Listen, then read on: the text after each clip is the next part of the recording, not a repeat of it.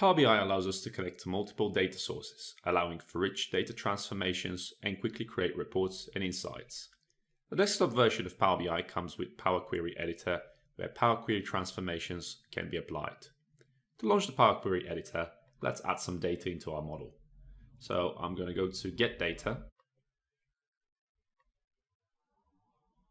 From the pop-up window, we are going to choose our data file.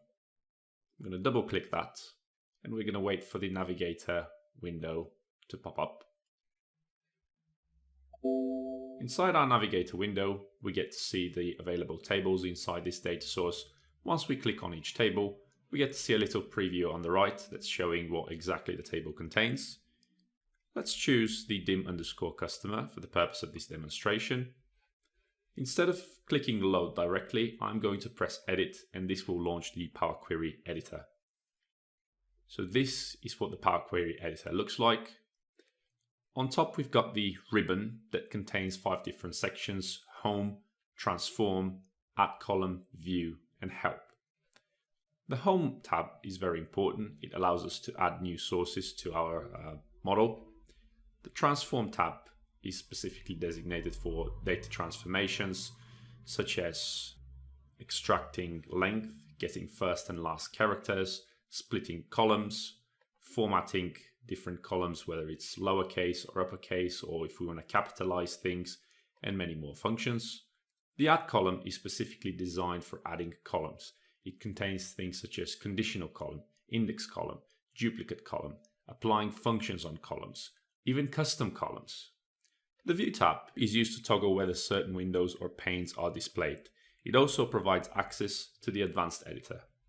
The Help tab contains documentation, training videos from the Microsoft website, contains a hot link to the Power BI blog.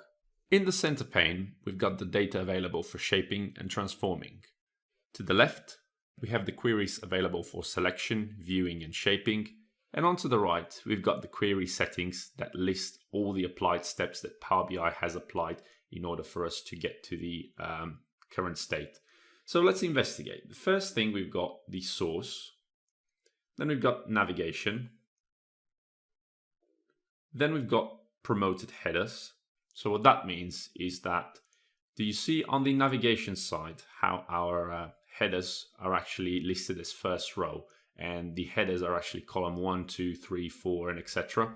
So the promoted headers has applied this, so it's grabbed the first row and transformed it as a row header.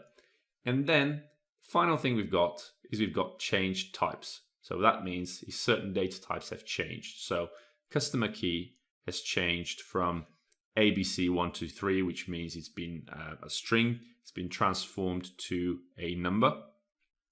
And these are the automatically applied steps. In our next video, we are going to discuss the differences between the import versus direct query mode. We'll see each other in our next lesson.